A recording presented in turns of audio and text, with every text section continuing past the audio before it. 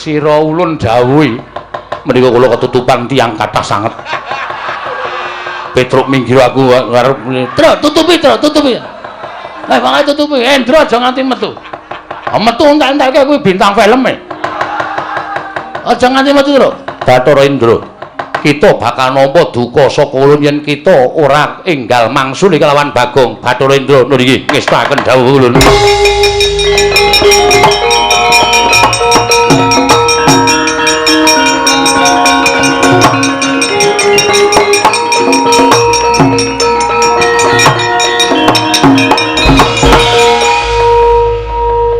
Sawai ulun Bathara Indra. Welo edian.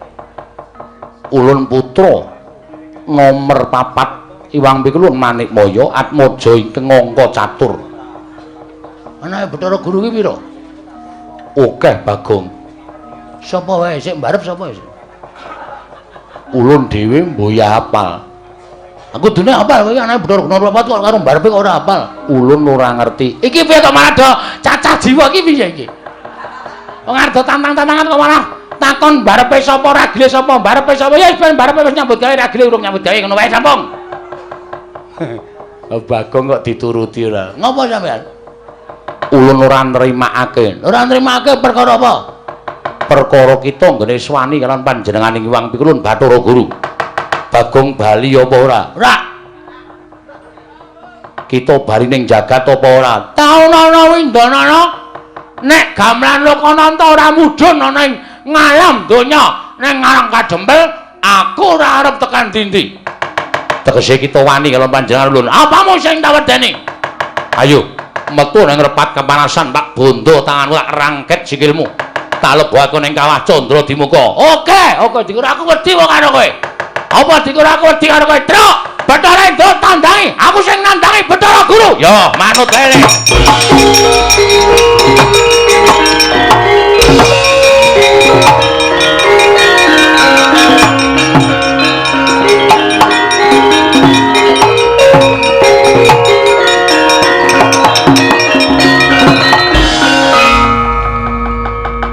Ulun dawuh kelawan Indra kon ngundurke Bagong, kok Bagong ya pinter le gawe alasan.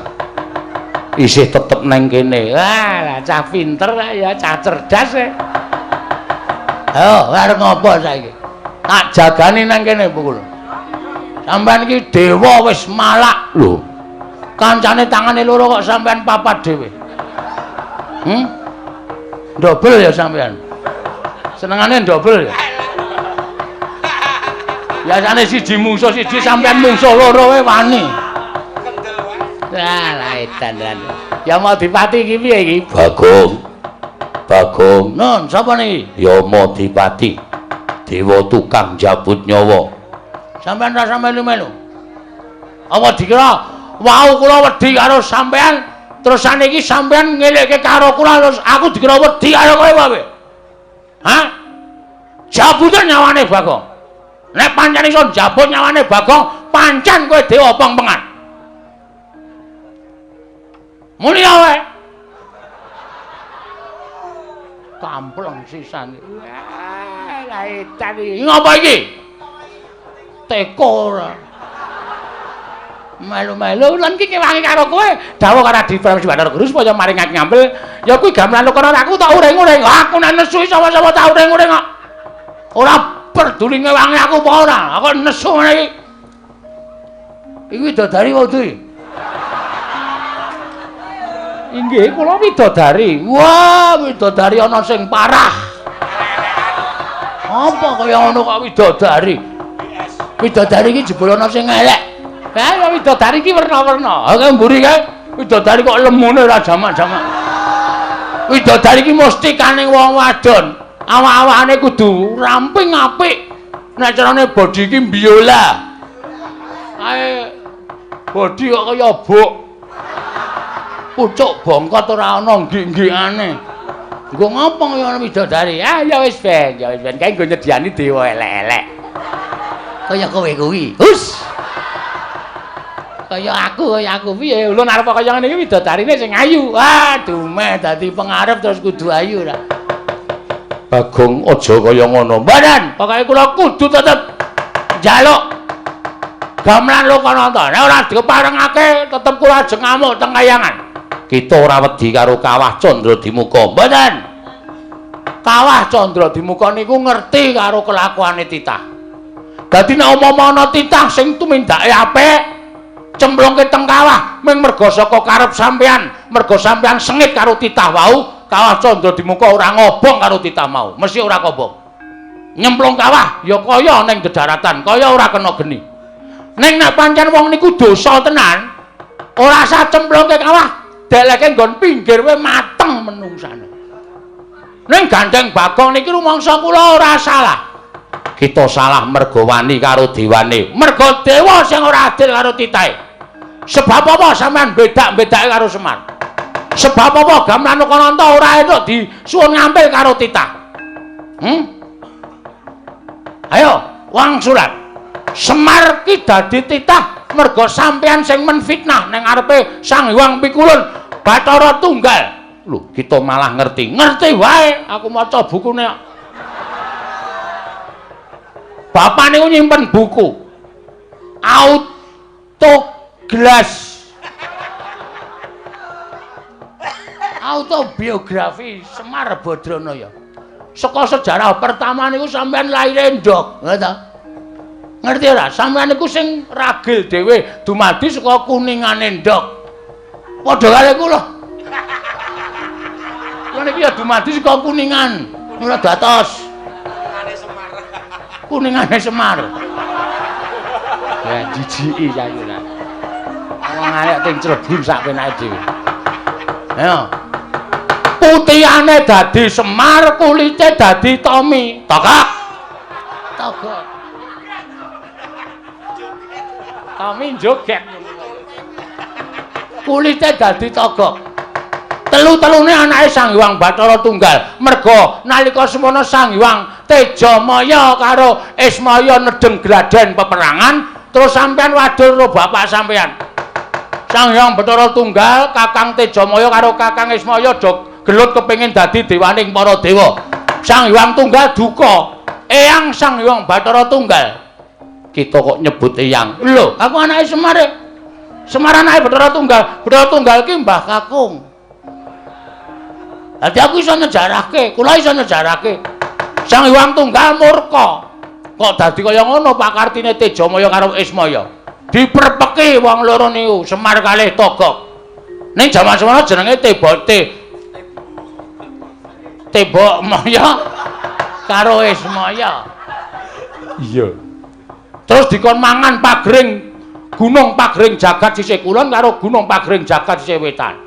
Togok berusaha mangan nganti cangkeme diambak-ambake suwek. Semar niku duwe go vertikal, gunung diserot, mula wetenge kebuak prongkaan niku.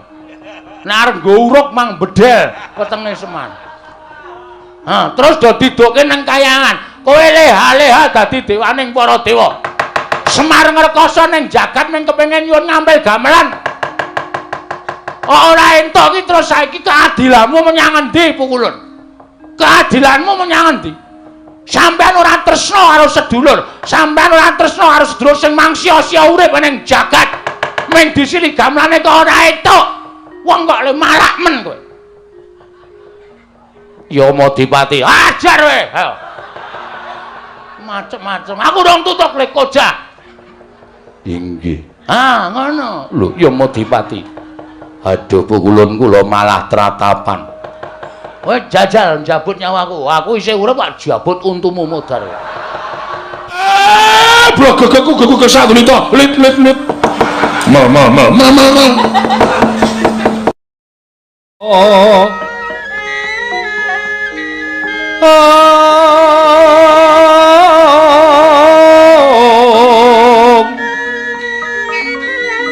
Yen ngandika magawe obranta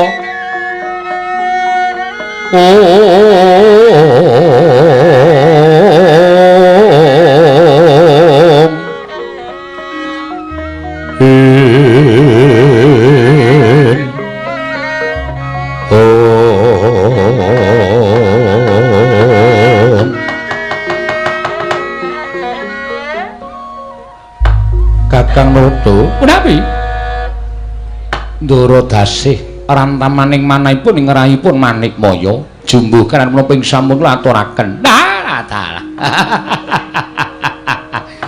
Wah, cocok panjenengan paring dawuh bilih badhe wonten titah ing jagat ing badhe minggah wonten ing Kayuwangan. Ning niki napa mboten klentu. Ingkang minggah menika mboten pangling menika rak Panakawan titah nuwun sewu ingkang ngasor derajatipun namung Panakawan, derajatipun namung titah swantah.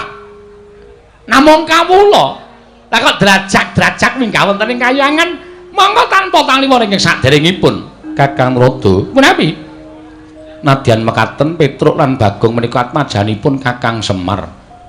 Tumrap kula mboten dados menapa Kakang Resi Narada. Menika langkung prayogi.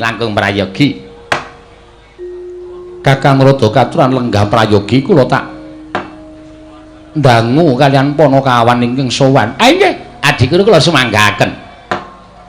Panakawan Petruk padha kanthi harja sak praptanira Panakawan. Nunamit pasang Kalimantabi tinebine iki lho dene Demawahing Tawang-tawang lenepatno ing Tulamanu Sipulun kepareng kula ngaturaken sembah sumengkeming mahabekti kula kunjuk ya Panakawan ndak tampa pangestuku tampanana kula pun dinggo jimat paripih dayanana ing kasantosan. Truk sing nukokke kowe berskap sapa ya? Bapak ikete bapak. Aku tak bali nang omah ya, Truk. Ngopo? Ngajar Semar. Lho. Mergane iki jenenge ora adil. Munggah nang Kayuwangan kok disandangi apik kaya ngono kok mbedak-bedake Semar aku blas ra tukokke apa-apa mung disangoni trening abang. Iki cetha nek Semar ketok nek arep ngasorke derajate anake sing ragil ning ngumpul-ngumpulke anake sing tengah.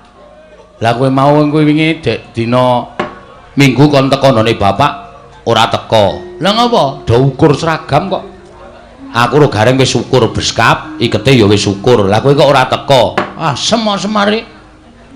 Iki aku isin nek carane ngene iki ketok banget aku kere banget ya, Tru. Kowe ketoke duwe nganggo seragam beskap, tata kramane komplit. Aku ucul klambi mung nganggo kathok training abang. Wis ora apa-apa. Ora apa-apa iki tetep engko nek mulih Semar tak ajar. Lho.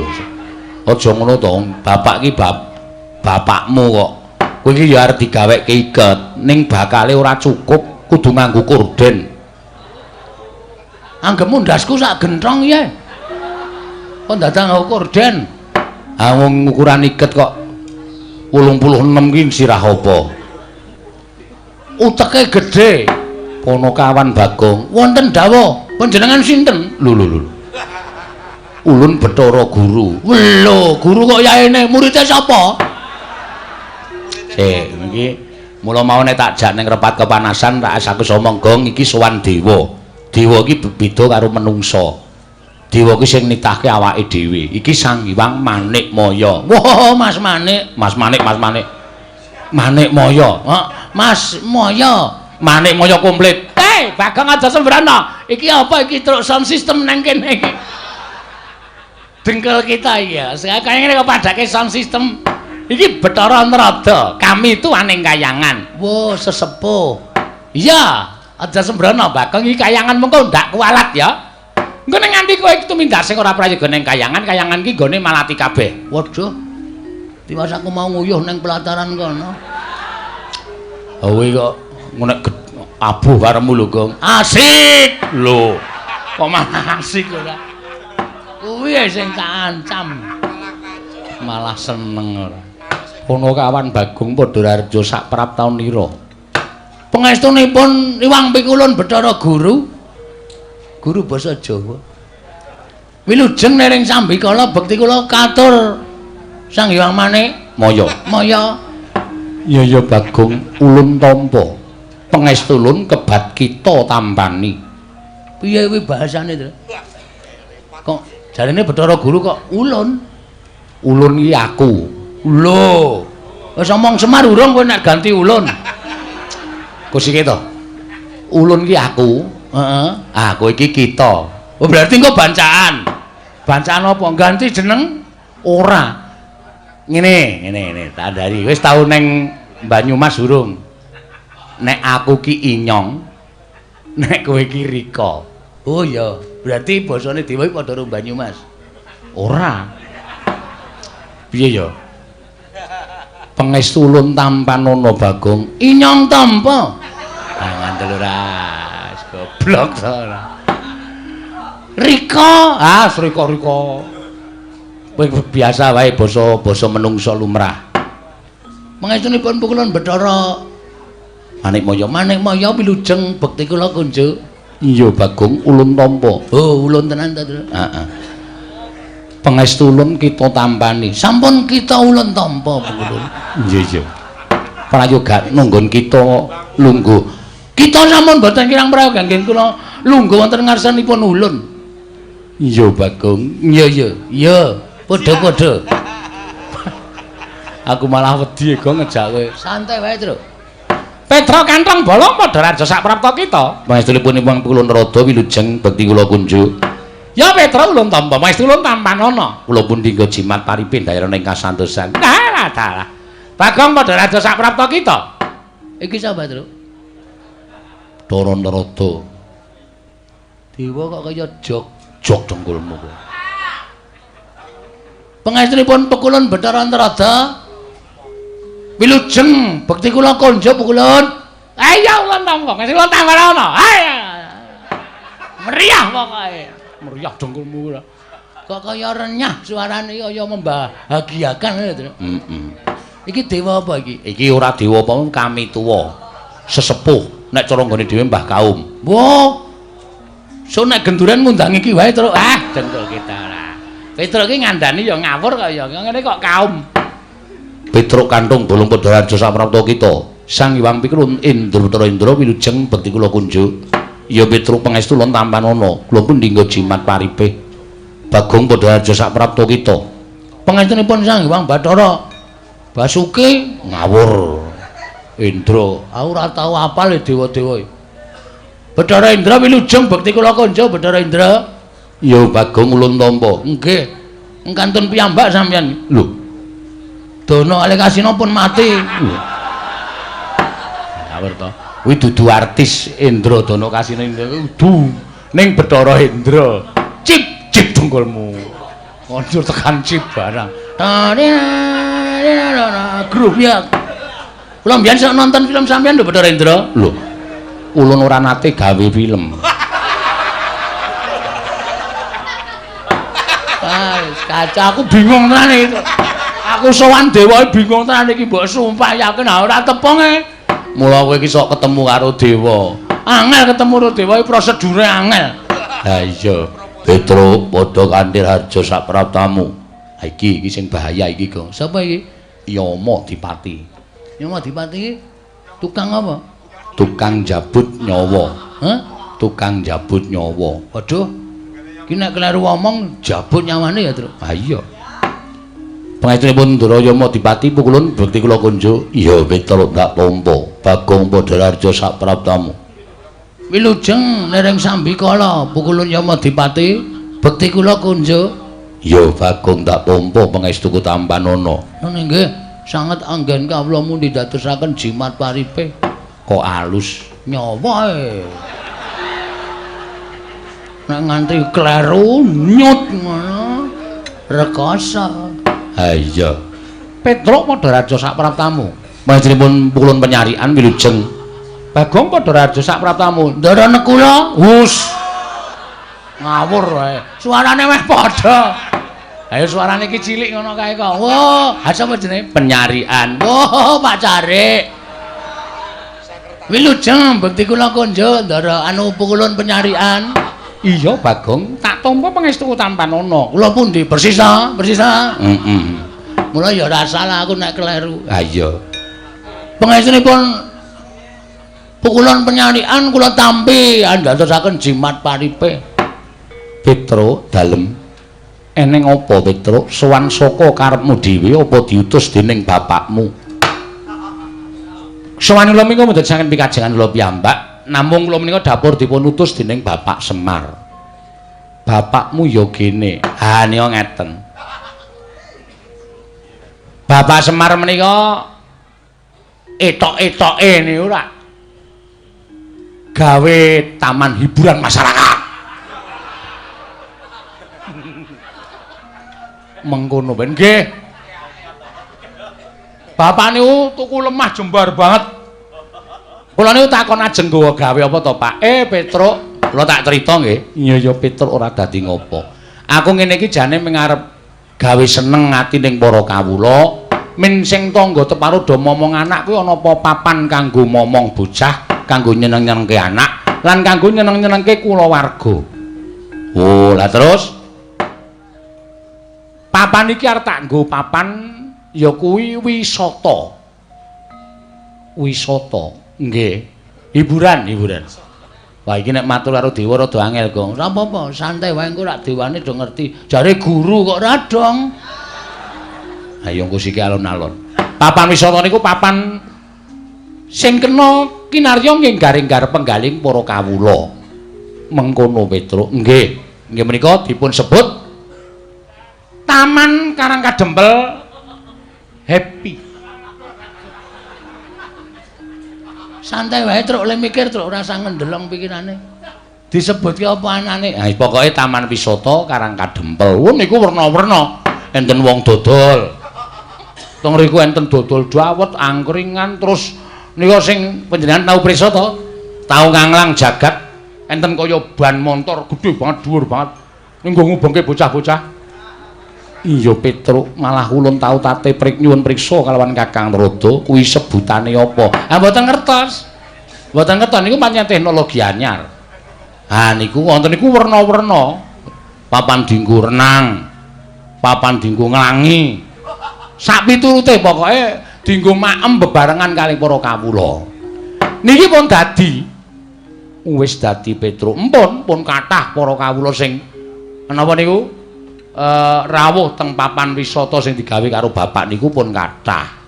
Kula malah sing didadekke keamanan garing niku sing didadekke ngawati apa ya jenenge kuwi tempat-tempat sing dienggo wisata niku. Lah sing jaga tiket Bagong. Bapak niku rumangsane kok tekor terus. Monggo tikete niku payune akeh banget ning setorane dhuwit saka tiket niku kok mboten jumbo karo cacahing tiket. Sing jaga tiket sapa? Niki menungsane. Niki. Tangane lho. Nuding kok neng rai ra sopan. Lah aku mung nguduhke kowe sing jaga tiket kok. Bagong kok iso kaya ngono sebabe? Nuwun sewu, papan sing dingge taman wisata bapak niku akeh tuyule. Yen tuyule akeh mesti ana pengarepe tuyul. Pengarepe tuyul mau sapa? Kula. Ngandel ora ngaku to kowe. Ora sok kaya ngono kuwi Gong, wong bapak ki ragate ya akeh. Bapak ki modale ya akeh, ora sok kaya ngono. Kuwi wis dibayar karo bapak kok. Siap.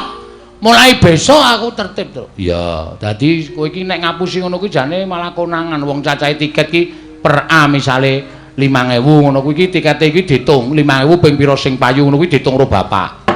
Bapak iso ngitung lho? Iso. Anggepmu bapak ora iso ngitung lho? Ya tak kira ora iso, mulai tak colongi. Anggere ana kira-kira wong ngelak tak kei dit tuku es teh, tak kon nukokke, susuke tak kon ngepek. Aku tuku rokok ya sak slop sisan. Ha kuwi jenenge gawe tekor. Ora kena. Kuwi bapak jane wis ngerti ning bapak meneng wae. Aku jadi dipecat ya terus ora. Lah terus wigatine sowan ning Kayewangan. Lah supaya nyukupi sarta nuwun sewu, taman menika ketingal sae, wilujeng. Niku tata carane wong Jawa sing dienggo karo bapak utawa teng Karangkadempel niku mriki niku kudu diruwat. Kene ngendi taman wisatane bapak niku kudu diruwat kanthi carane tatane wong Jawa niku nanggap wayang. Monggo bapak niku nuwun sewu nek kon mayang apike ra jamak-jamak. Monggo bapak niku ming kon ngruwat. Lah bapak bingung lek ajeng nyuwun ngampil gamelan niku teng pundi. Tumuli piyambakipun nemut nek duwe adi inggih menika nuwun sewu Kadang Taruna Sang Hyang Manikmaya sing kagungan gongso nami gongso Kyai Lokananta. Jane nggih bapak niku pun kula pringgake wong bapak ile mayang rate apike gamelane wesi wae. Kok wong mayang lho karo anape kok gamelane dadak saka kayangan kok nek nganti penontone gelo. Ya ora, bapak iki ora ngerti nom-nomane bapak nek mayang ape lho. Bapakne wong mayang entekke sindene. Jane dan tenan kok.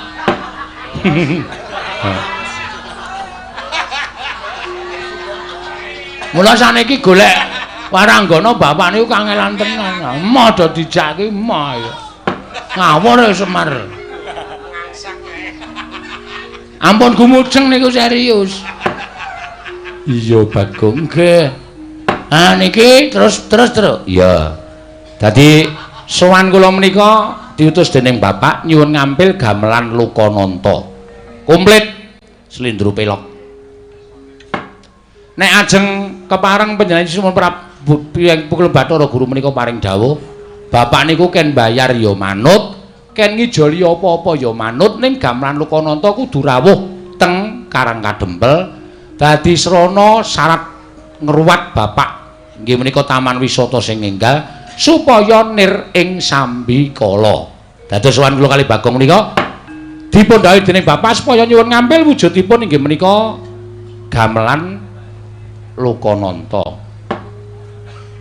Mengkono Petruk nggih.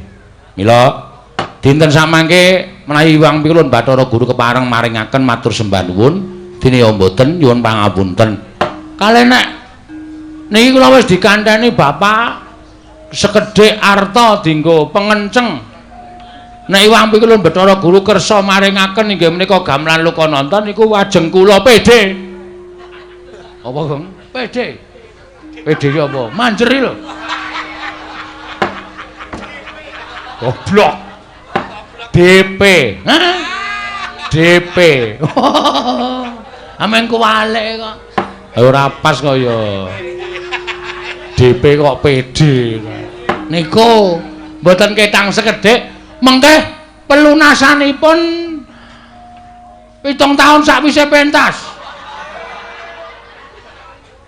Biar ngecara ngendi wi ora bakal diparingi ngambil nek 7 tahun sawise pentas ora. Ngoten mawon Bu Kulon.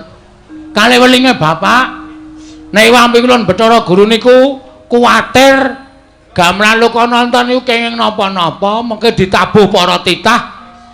Mengke peranganing Jawata kinen ngetutke tindake gamelan Lukananta. Kalih Yoni Dipalilah mangke masyarakat bapak-bapak kumpulan karawitan Karang Kadempel lajeng nuthuk gamelan Lukananta mboten ketang sak kempyangan men padha marem niki pun latihan inggih menika ladrang Subasiti. Apa, Gong? Ladrang Subasiti. Subakastawa, Subasiti Kastawa. Jenenge digabung-gabung ora apik. Ngene diparengke dene mboten nggih mboten napa-napa. Kakang Narada. Menawi kados pundi Kakang ketingalipun namung sepele ning tumrap kula kok dadi gawe. Ah, Di, nyuwun pangapunten.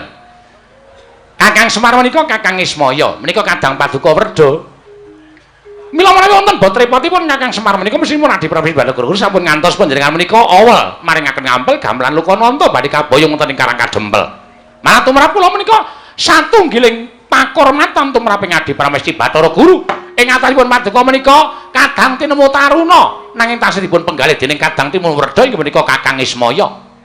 Leres ngendikanipun Bagong, menawi kuwatir wonten menapa-menapa tindaking gamelan Lukananta menika dipun tutaken para Jawata. Indra ingkang kadhawan supados ngetutaken sak kanca rawangipun para dewa ngetutaken lampahing gamelan Lukananta. Waton sampun ngantos dados tutawi damel murkanipun Kakang Semar.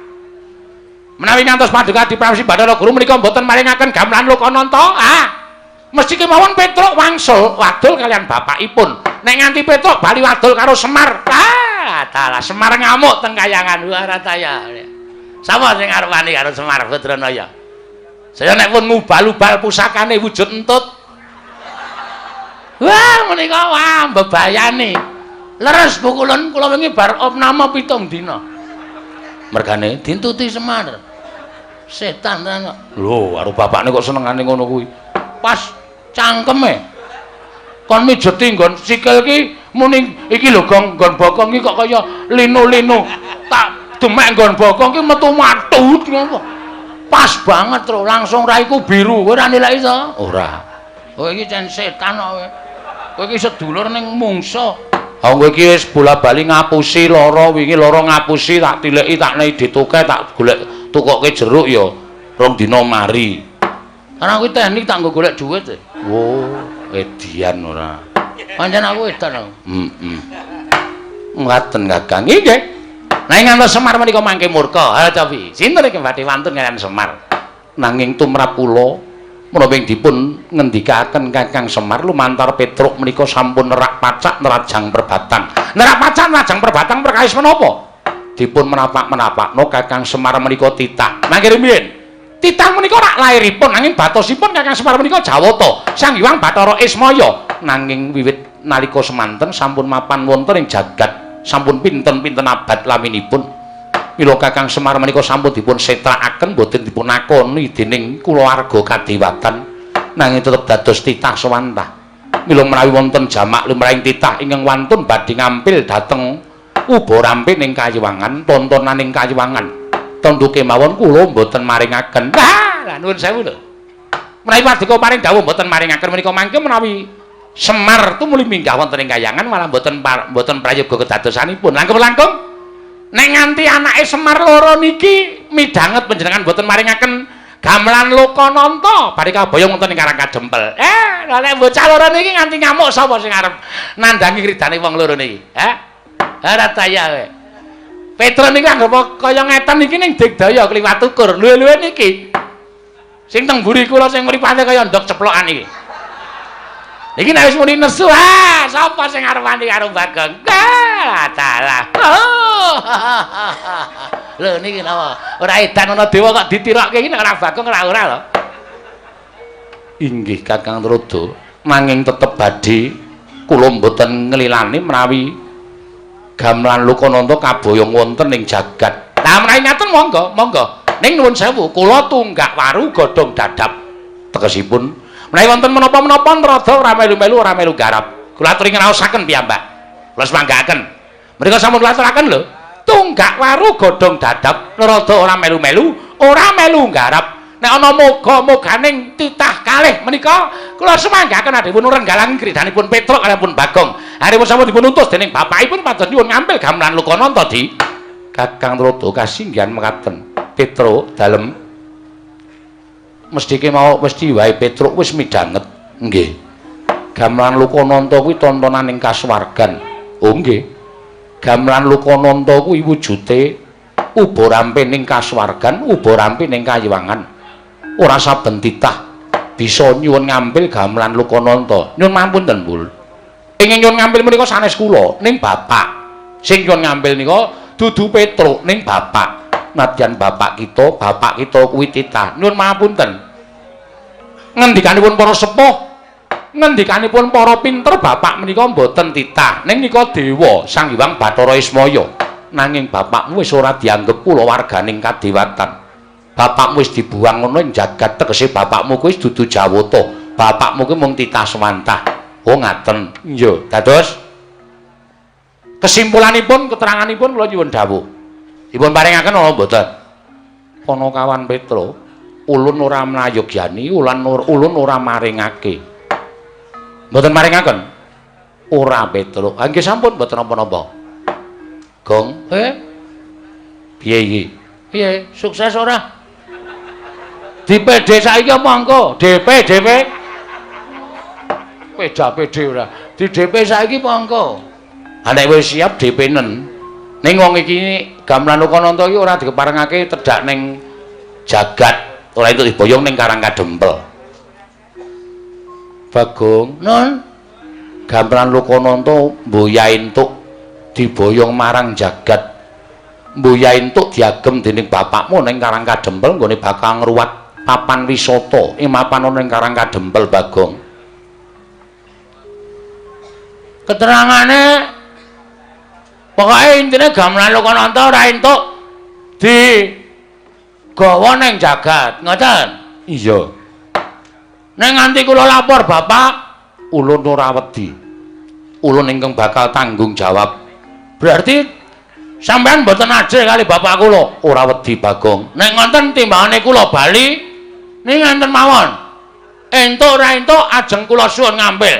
Nek nganti sampean mboten biar ora. Mengentukaken maringaken gamelan Lokananta kula boyong wonten ing alam donya. Ora ujar ora kaul. Noyah-nayah Baskara titi mangsa. Bagong mboten ajeng wangsul. Nadyan Bagong dikon wangsul, kula ora arep gelem. Nek perlu kula kudu tanding kali dewa-dewa sing do tata tirik-tirik teng mriki. Kula ora wedi pikulan.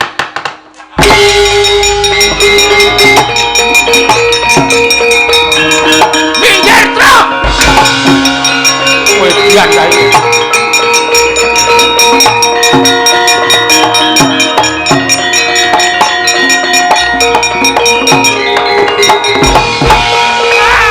Perkencang warudayang.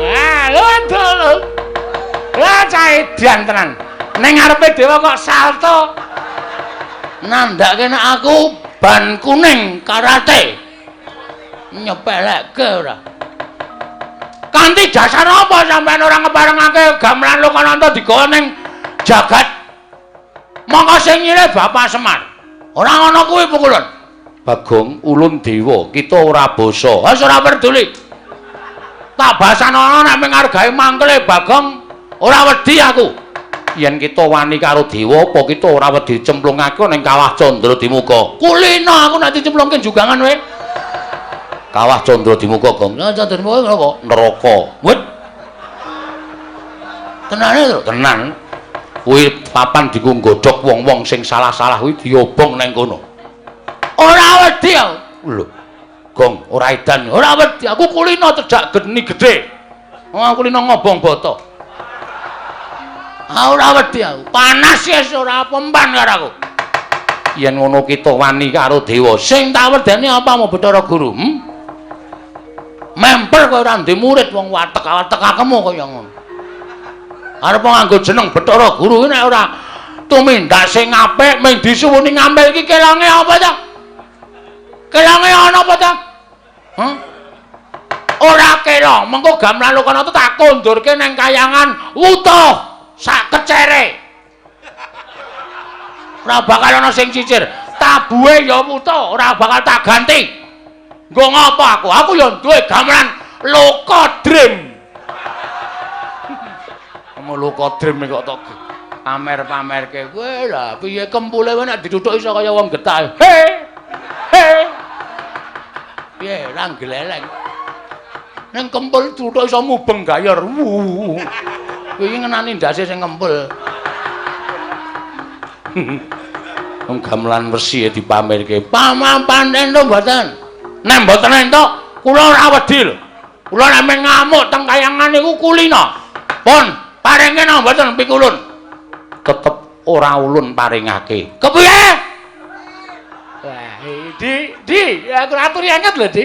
Bagong sampun ngantos mengaten menika, mbok sampun ngantos panjenengan menika damel kayangan menika geger. Nek kayangan geger mung diamuk Bagong rak saru dipun presani dening para titah wonten ing jagat. Kepiye? Balana pisan, Kas. Sampeyan muni piye? Bagong gamelan Lokananta ora tak paringake.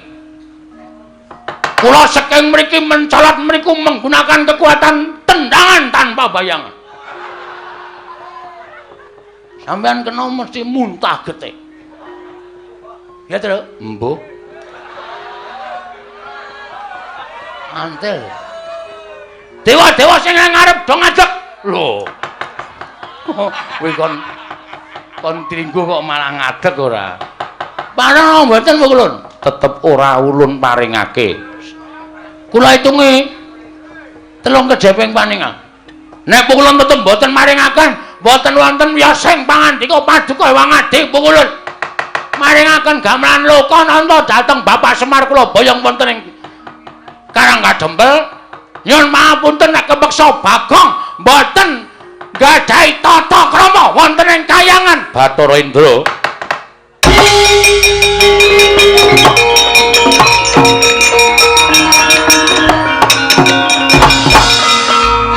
Bathara Indra kula wonten dawuh kula. Sira ulun dawuhi menika kula ketutupan tiyang kathah sanget. Petruk minggir aku arep tutupi. Lah wae tutupi. Indra aja nganti metu. Metu entek-entekke kuwi bintang film e. Aja nganti metu lho. Bathara Indra, kita bakal nampa duka saka ulun yen kita ora enggal mangsuli kelawan Bagong. Bathara Indra niki ngestaken dawuh ulun.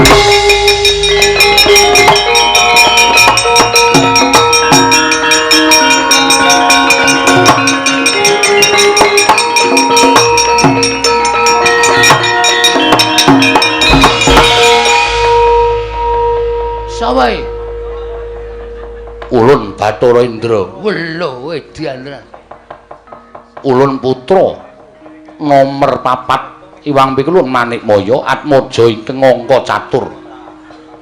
Anake Bathara Guru ki pira? Akeh Bagong. Sapa wae sik mbarep sapa sik? Ulun dhewe mboya hafal. Aku dene hafal kowe anake Bathara Guru nomor 4 kok karo mbarepe kok ora hafal. Ulun ora ngerti. Iki piye kok malah cacah jiwa iki piye iki? Wong arep tantang-tantangan kok malah takon barepe sapa ragile sapa barepe sapa ya ben barepe wis nyambut gawe ragile urung nyambut gawe ngono wae sampung. Bagong kok dituruti ora. Ngopo sampean? Ulun ora nrimakake. Ora nrimakake perkara apa? Perkara kita nggone swani kalian panjenenganing Iwang Pikulun Bathara Guru. Bagong bali apa ora? Ora. Kita bali ning jagat apa ora? Taunana windanana nek gamelan Lokananta ora mudhun ana ing ngalam donya ning ngarang kadempel aku ora arep tekan dindi. Tegese kita wani karo panjenengan ulun. Apamu sing tak wedeni? Ayo metu ning repat kepanasan Pak Bondo tanganmu tak rangket sikilmu. Tak lebokake ning kawah Candra Dimuka. Oke dikira aku wedi kok karo kowe. Apa dikira aku wedi karo kowe? Truk Bathara Indra tandangi, aku sing nandangi Bathara Guru. Yo manut ae.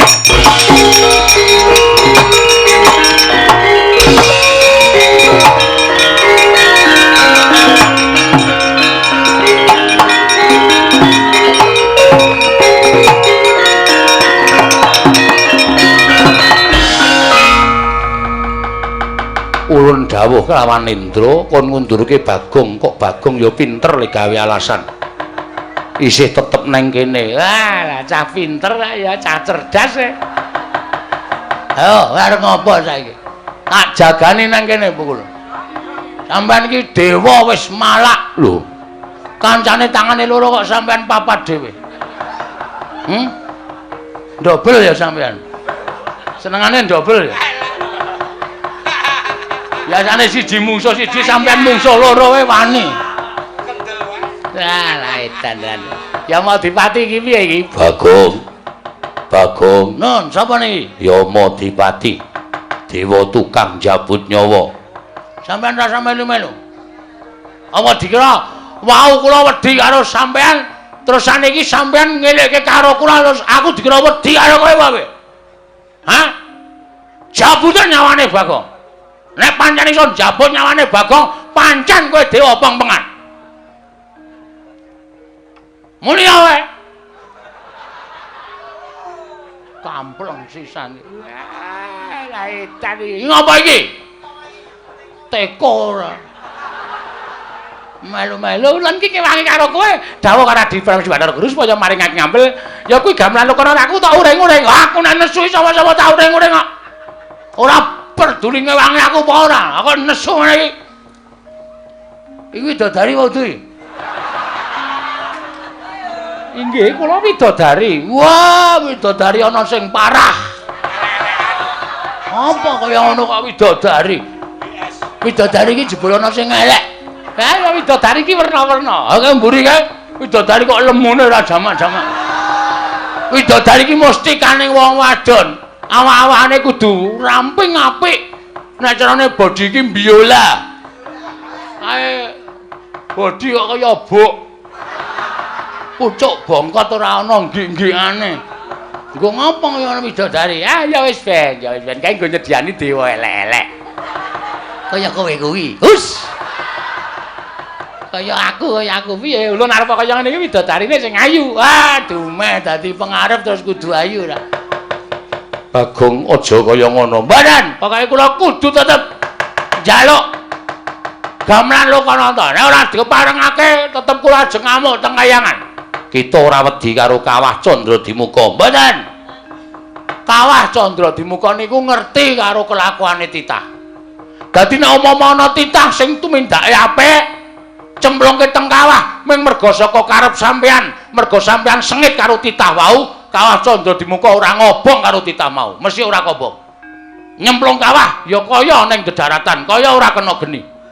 Ning nek pancen wong niku dosa tenan, ora usah cemplungke kawah, deleke nggon pinggir wae mateng menungsane. Ning gandeng Bagong niki rumangsa kula ora salah. Kita salah mergo wani karo dewane, mergo dewa sing ora adil karo titahe. Sebab apa sampean bedak-bedake karo Semar? Sebab apa gamelan Lokananta ora entuk disuwun ngampil karo titah? Ayo, wangsulan. Semar ki dadi titah mergo sampean sing menfitnah ning ngarepe Sang Hyang Pikulun Bathara Tunggal. Lho, kita malah ngerti wae. Aku maca bukune. Bapak niku nyimpen buku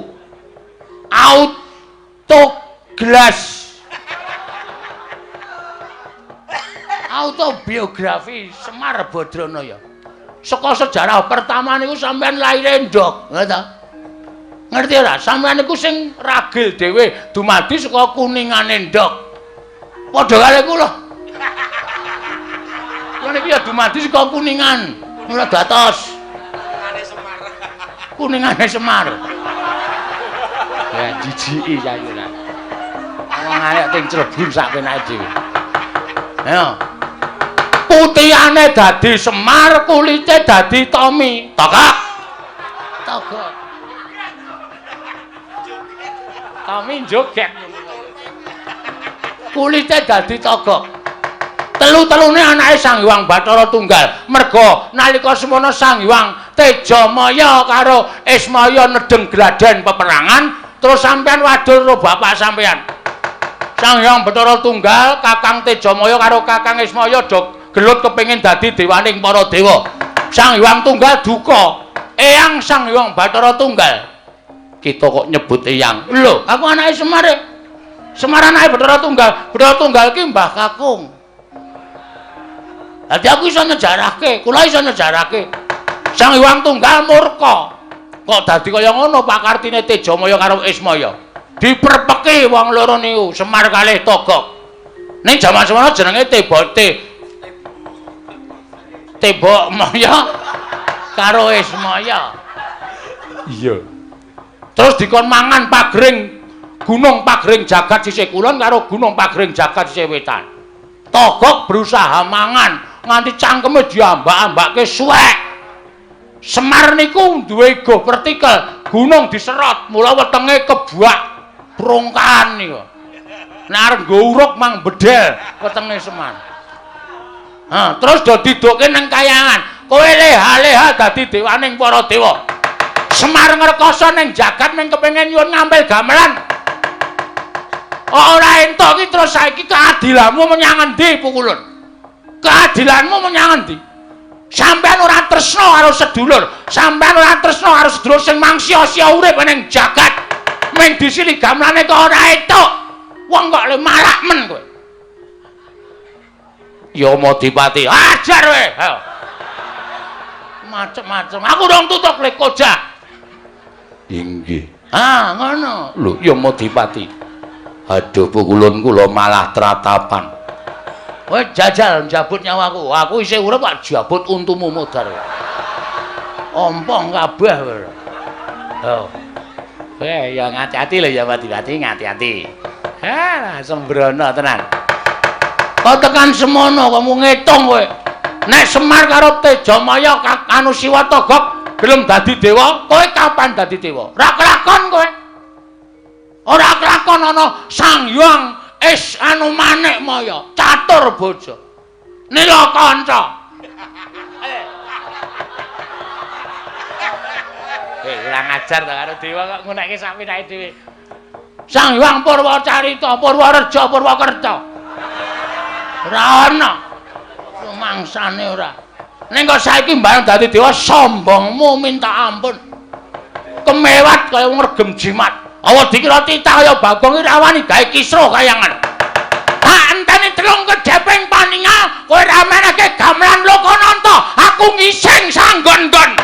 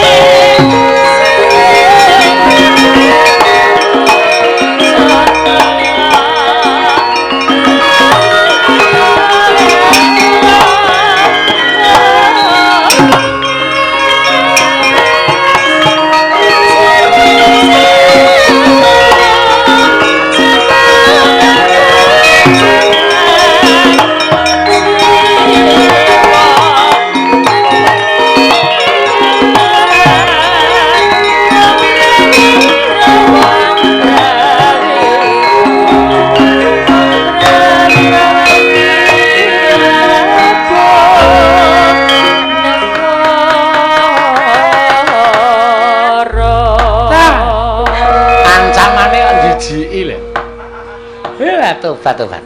Lah nek kelakon apa ora teng-tengan kabeh. Lah menika lho Pak, kula ngajeripun kaliyan Bagong menika. Wong dugal kewarisan sak kepenake dhewe. Ning tumrap kula suarane Bagong menika dadi wakiling para kawula ingkang mapan wonten ing Janaloka. Lah ya kuwi. Lah di guru menika ya dipun suwun pados maringaken gamelan Lokananta iki ora kersa iki lho, malah tumrap kula ingkang nyumet dateng kamontraning kayuwangan ndadosaken geger menika paduka diprawesi Bathara Guru piyambak. Kakang Rada, menawi panjenengan sampun paring dawuh tunggak waru godhong dadap mboten melu-melu lan mboten melu nggarap. Ala becik bener lumput bejo cilaka bungah susah. Kula ingkang nanggel. Nggih, ngaten kula semanggaken. Yama Dipati wonten dawuh. Aja wedi kangelan lan aja samar kelawan apa ing katindakake dening Kakang Ismaya. Bagong lawan Petruk dirangket. Sawise dirangket pasrahna lan panjenengan ulun dhewe ingkang bakal nyemplungake ning kawah Candra Dimuka. Nun ngestaken dawuh. Nyuwun pamit madhal pasilan sing ati-ati aja kaya bocah cilik. Kakang Rada, prami sampun paripurna pasewakan penyarian kula wonten timbalan Bukulun. Budalna ingkang padha seba ingsun kundur ngedaton. Kula nuwun ngestaken dawuh. Nyuwun pamit madhal pasilan sing ati-ati aja kaya bocah cilik. Penyarian purna gatining pananggilan. Sang Hyang Pikulun, Sang Hyang Bathara Guru, sigra mandhap saking sila kandha waru binangun. Katampi gambaran bungkul kencana, kayap sanggaring para widodara widodari, para Jawata, Hapsara, Hapsari. Nalika semanten tindaknya Sang Hyang Manikmaya, lamun katinun saking Mandrawa, kaya tansah sesanti kamulyane.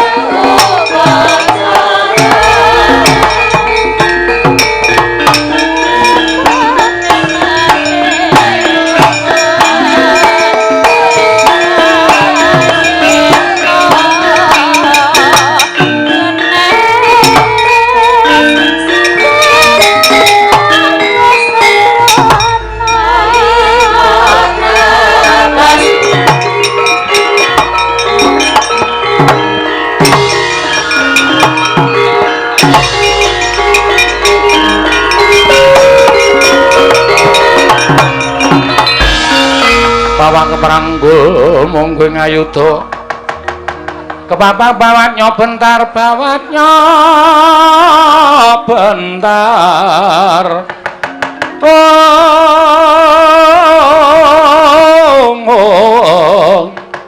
kepapang nyungging ngalogo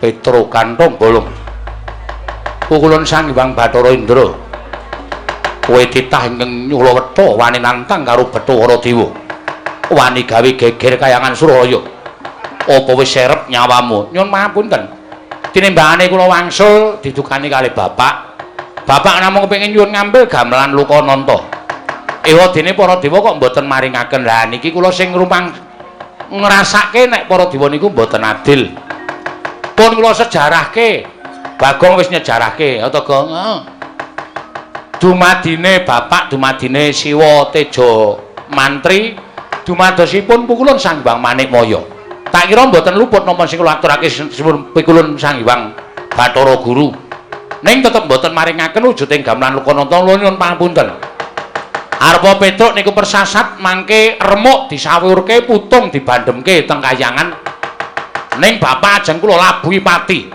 yen ngono enteng karo patimu mboten enteng sebab napa pati urip niku sing gawe sing kuwasa mapano tak bondo tak krincung sikil leboke ning kawah Candra Dimuka carane sapi mang jagariyen Bu Kulun nek kula wis ora iso obah ora iso grawat mang bondo tangan kula mang krincung sikil gene marganing patimu nuwun sewu nek kula wantun kali sampean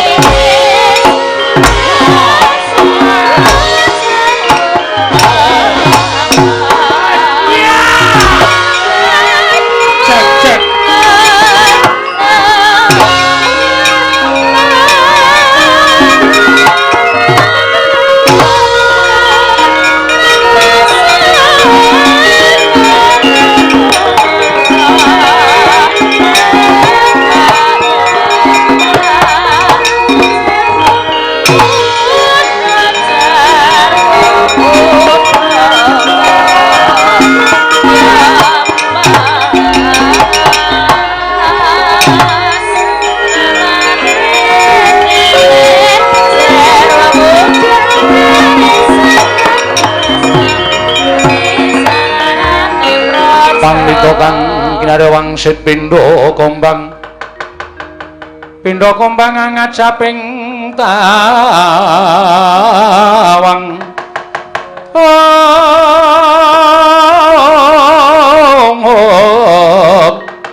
susu angin ngendi nggone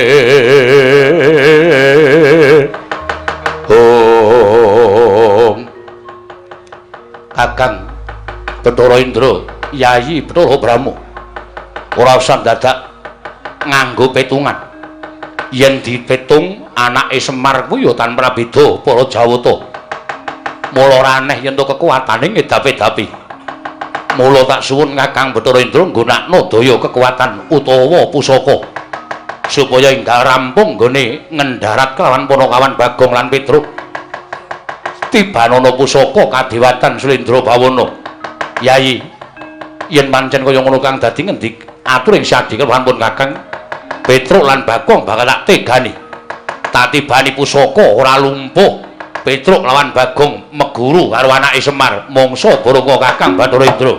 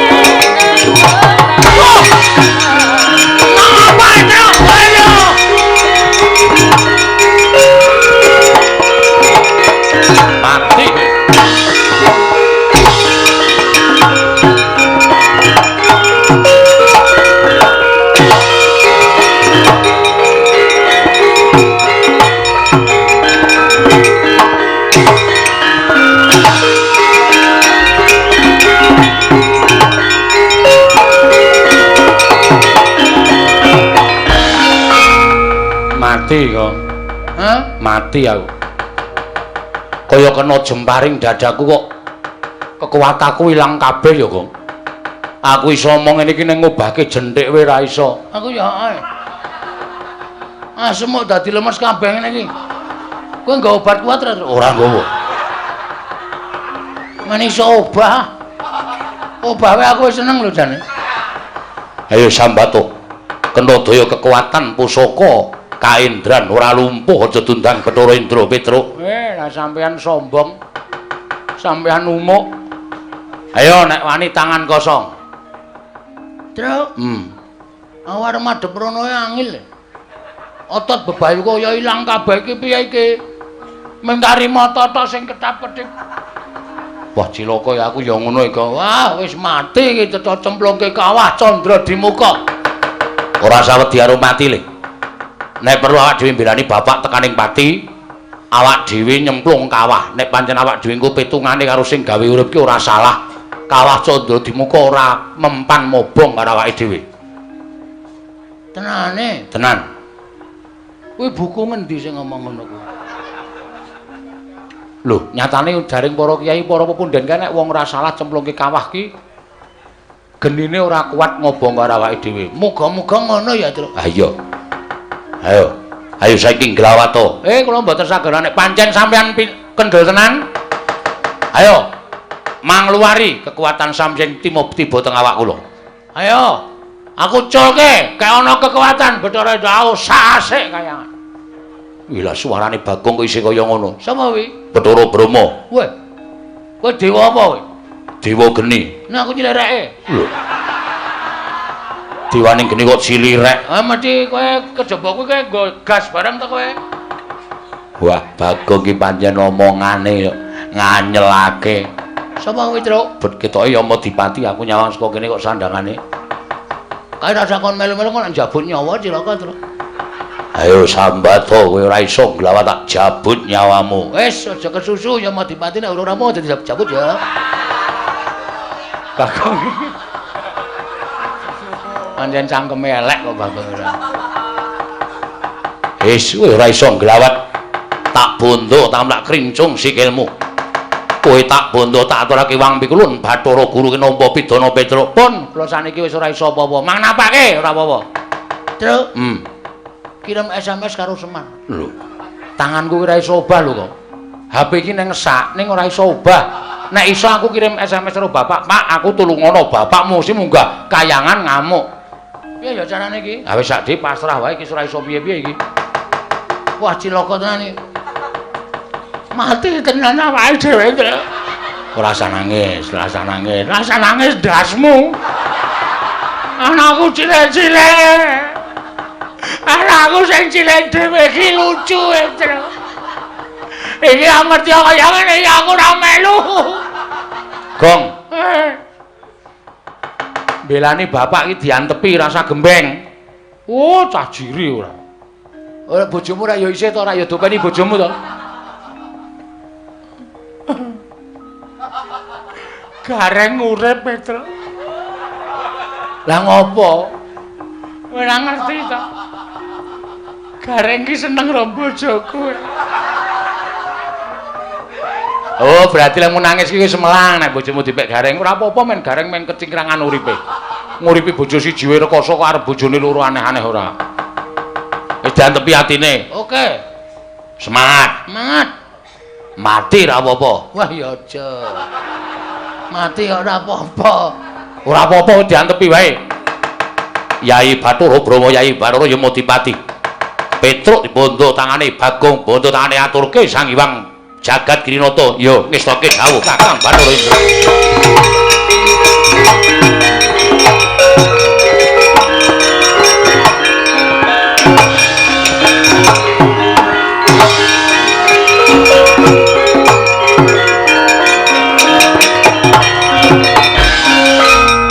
Bagong ya dibondo. Iya. Dibondo digawa ning ngarepe Sang Hyang Bathara Guru. Wah, mati dening aku ayo nglelengo saiki. Ora gleleng. Ora wani gleleng dudu Bagong. Wah, rangket tanganmu tak krincung sikilmu lebokke baku jalane. Ora. Ngandel ora. Modar kowe. Arep aku wis ngene iki ora iso mbales wae. Kapokmu kapan? Wong aku bar mangan tongge pirang-pirang. Ora setuk ngono. Waduh. Mulek-mulek lah. Buyer. Oh, lantute kok turun bapakne. Ayo, kapokmu kapan kowe? Waduh. Dirangket wis ora wae. Kowe wae sing ngrangket Bathara Indra. Kon ngrangket Bagong kok ora gelem. Kok kaya tembakan lho. Iki keistimewaan aku nang kene iki. Iki termasuk pusakaku kowe. Ngampet-ambegan Bagong diboyong ngarepe Hyang Turun Bathara Guru.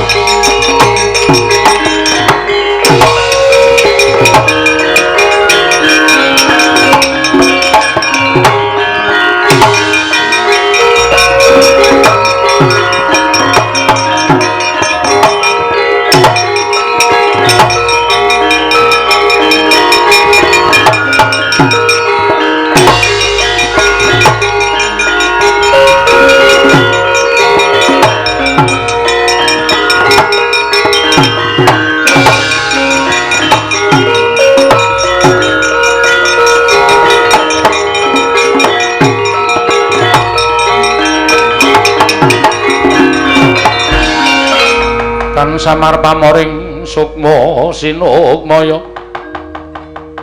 Sinukmaya winaya ing asepi sumimpen teleng ing kalbu. Pambukaning warana tarlen saking liyep layaping aluyup. Panakawan Petruk lan Bagong wis dibondo tangane dikerincung sikile ora iso nglawat. Ayo saiki mara gage Sumbara iki oleh-olehane yen to titah bakal wani marang kadewatan. Wis kok iki idian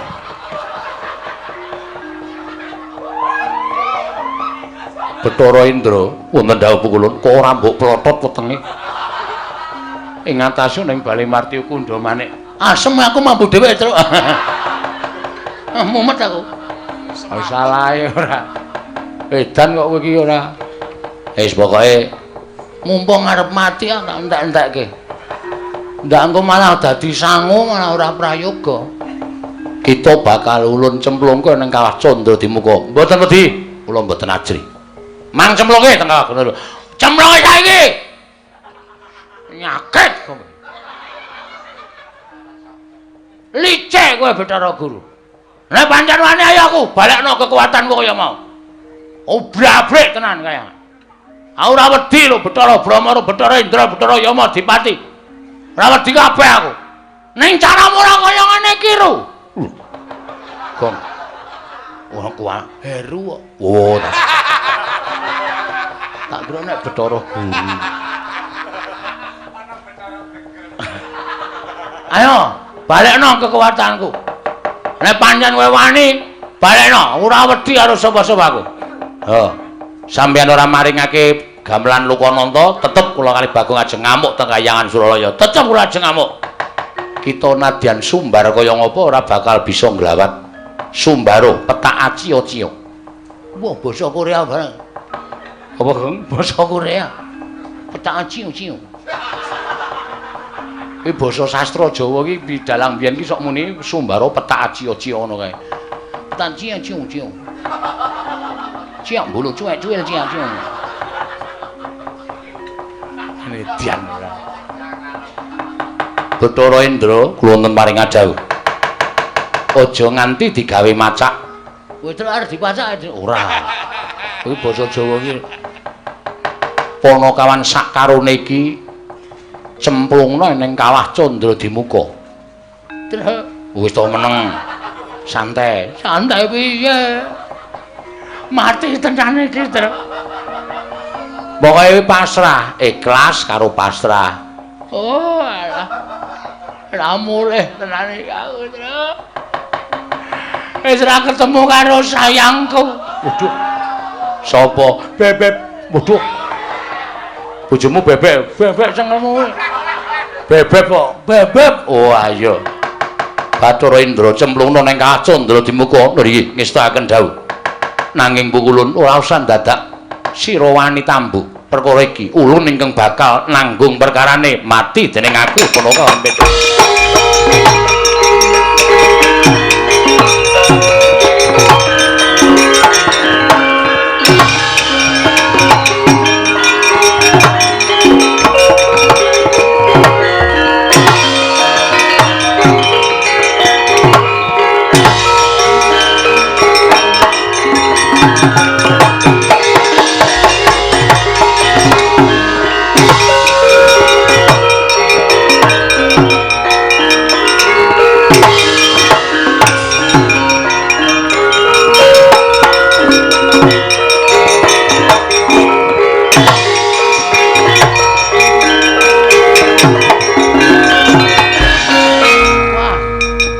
Iki jarake adohe panase kaya ngene.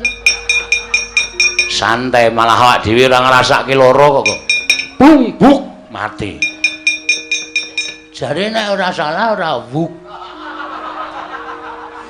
Iki ketoke kok tetep wuk nek iki. Tetep murab ya tetep ketoke. Ha kaya ngene, kaya ngene. Ayo. Rungokno pesambate wong-wong sing tak obong ning Kawah Candra Dimuka sing duwe dosa tumraping para Jawata. Ati aku. Aduh, tulung aku tobat. Aduh, ndasku dipecah bola-bali. Asah dirungokke lho, Gong.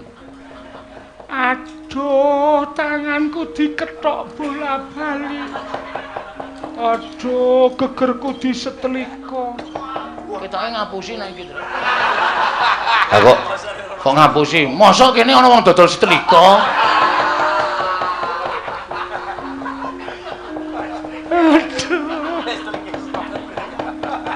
Aduh. Nggon aku ditombak dadaku. Aduh, nggon aku ditombak bola-bali. ditomban, dudut meneh ditomban. Nganti raja-raja.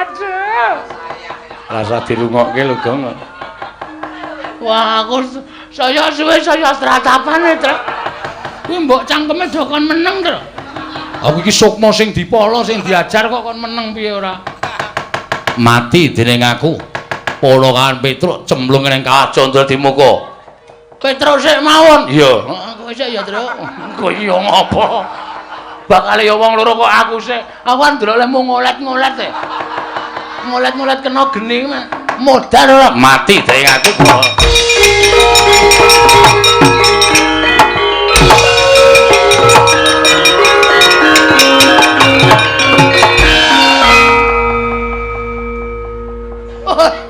Mentolo aku.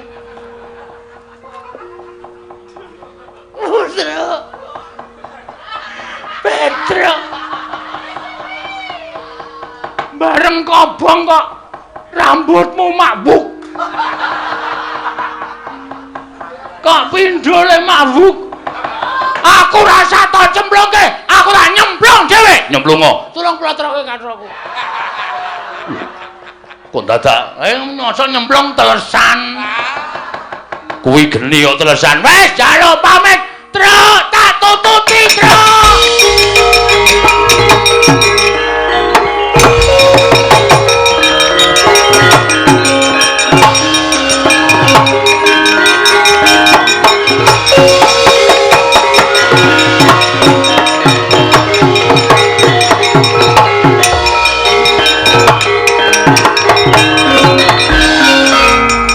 Mubal genining Candra Dimuka cinemplung lan Kelurahan Petruk lan Kelurahan Bagong. Eling-eling titah ingkang boten ate klepetan dedosan nadyan keladuk wani kurang geduga. Gejol kumarucul parandene damel suka sangganing para ingkang sami wuninga. Dadya kanugrahan tumraping Kelurahan Petruk miwah Kelurahan Bagong. Tanggap Sang Hyang Jatimurti wis ngawuningani Kelurahan Petruk lan Kelurahan Bagong manjing telenging Candra Dimuka. Mulat Sang Hyang ngasih pranaya Sang Hyang Bathara Wenang sigra niyup saking dirgantara manjing Kawah Candra Dimuka.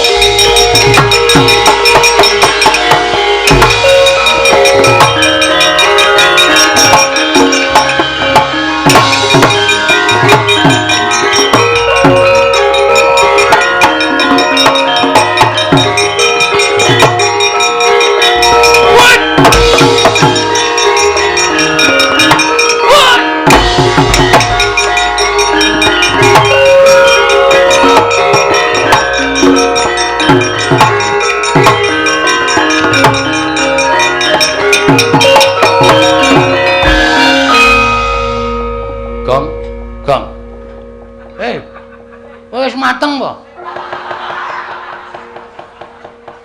Ora kok. Kok awake dhewe kok ora iso ngrasake panas to iki, Gong? Padahal ki wetengen geni kaya ngene, Tru. Heeh. Teng jlerit ora karo-karuan teng brengok. Nyawa disiksa pirang-pirang. Tanganmu iso obah ora, Le? Iso. Coba ngadeg kok. Wah, gene kok iso ngadeg. Malah waras e. Ha iya. Wah, ayo ngendi-endi geni. Ayo iki sing jeneng Kawah Candra Dimuka. Wis diantruk. Kan ana wong dikethoki late bola-bali ka, Cuk. Kae wong gaweane goroh. Ngapusi. Berarti aku sok ngono kae ya, Cuk. Aku sok goroh ra. Medeni tenan. Heeh. Kae wong kok sirahe dipalu. Pecah. Gathuk meneh, palu pecah gathuk meneh. Kae wong sing pikirane wong pinter ning dienggo pinteri wong liya. Udah ana wong matane dicubles paku sok ae, Cuk. Kae gane wong injen. Aduh. Ngopo kok aduh? Aku kulinae. Aku kuwi Karepmu kowe. Aseme bojomu barang tak injen ae. Kok warna-warna ya pasiksane ya, Truk. Kaya ana sing di slamet wetenge mangan barang haram. Oh, mangan iwak-iwakan sing ora entuk dipangan kuwi, dipangan iki wetenge disumeti kaya ngono kae. Wedan. Oh, kaya ana bokonge disodok. Disogok nganggo Apa jenenge iki? Apa jenenge wesi kae, Truk? Kae gayane ngentut sak nggon-nggon. Aku ono kabeh ya aku. Berarti paseksanku ngedeni ya, Truk. Oh, medeni. Mripate dicoblos ta, wis sok nginjeni ya. Sok goroh lambene ketok ilate. Wah, nyemelangi. Ning ya ana sing kae diobong murup malah guyu cekakaan. Diobong murup guyu cekakaan. Kae saking dosane ora iso di ngapura nganti dadi penghuni neraka. Dadi jin, dadi setan. Kae ora ngrasake lara kae kaya ngono kae. Mergo saking jahate. Ketoke kowe brek. Duapure ora. Aku ora ngopo-ngopo kok. Sing kono kok ketok ya ono. Gong iki cah cilik kok dosane akeh banget. Kamplang mencrat. Ora ngerti iki sapa iki? Sapa ya? Sang Hyang Bathara Wenang. Mulai dhewe cemplung kawah ora apa-apa iki mergo ana iki. Waduh, pemadam kebakaran. Waduh. Lah wae lambemu lho. Aku karo geni kok kendele ra jama-jama ini ora pemadam kebakaran ora ono to. Gong tak omongi. Pemadam kok pematan. Pemadam kok kowe tak omongi. Kowe mau iso crita Sang Hyang Bathara Tunggal. Heeh. Ya ta? Heeh. Bathara Tunggal iki sapa? Bapakne Bathara Guru, bapakne Semar kuwi kambah kakung awake dhewe. Heeh. Lah iki bapakne Bathara Tunggal. Wo. Kakek buyut. Heeh. Ora kakek buyut niki sesembahaning para yai wong-wong dewa Bathara Guru nyembah karo iki. Kok cilik to? Ayo ben ora. Cah SD kok pintere ra jamak-jamak. Cah SD pinter.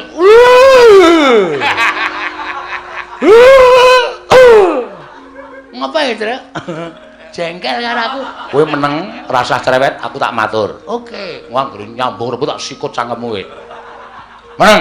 Ya, Radong meneng ndak engko adik kualat. ya. Bekti kula Bukulun. Iya. Petruk ndak tampa, pangestu ulun tampanana. Dadi wiraswara apik.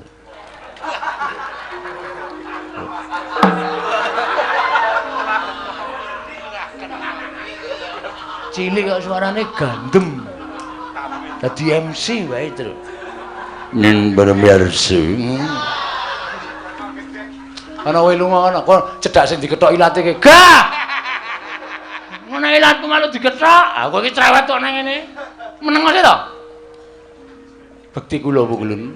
Iya. Wah, iya.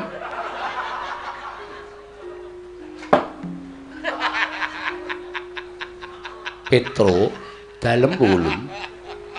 Marmane kita ora ngrasake panas mergo saka daya ulun. Nggih, kula sampun ngertos. Wedan. Ampun. Wis meneng. Ulun sak pejagung kelawan jeneng kita, nedya mitulungi kelawan jeneng kita, Petro. Kula, iya Petro. Merga apa ingkang dadi karepaning bapakmu mau becik dene Bathara Guru kesasapan tumindak angkara budi candala.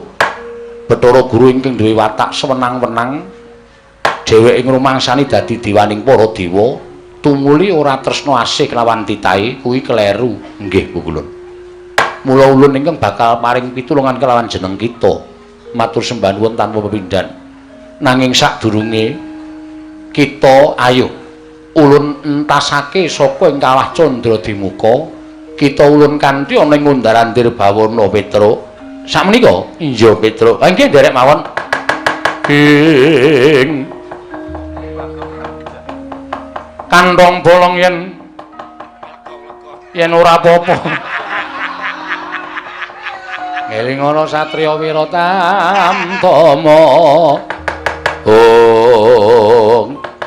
Kebat kita tut wuntat kan laku janda ulun munggah ana ing Ngundarandir Bawana. Sawetara bakal ulun paringi kanugrahan lan kita kudu bisa minangkani apa dadi utusaning Semar mboyong gamelan Lokananta. Nanging ngaten parampun ulun kula atun nderek, monggo ulun kula nderekaken Petruk bareng kelawan panjenengan ulun. Nggih.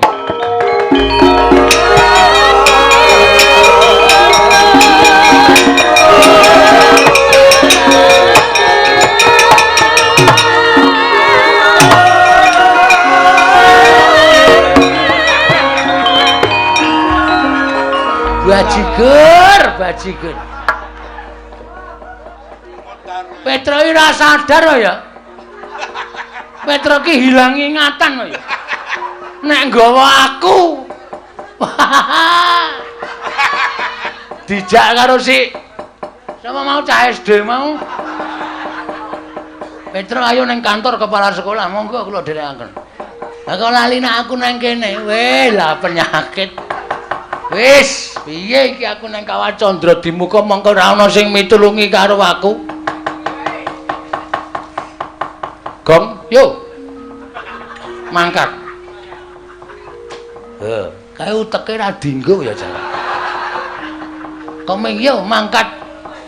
Kowe iso mabur ki mergo apa, Truk? Aku ki ra iso mabur ya, Nyok. Ulun piye, Petruk? Bagong mboten saged mabur. Ulun lali.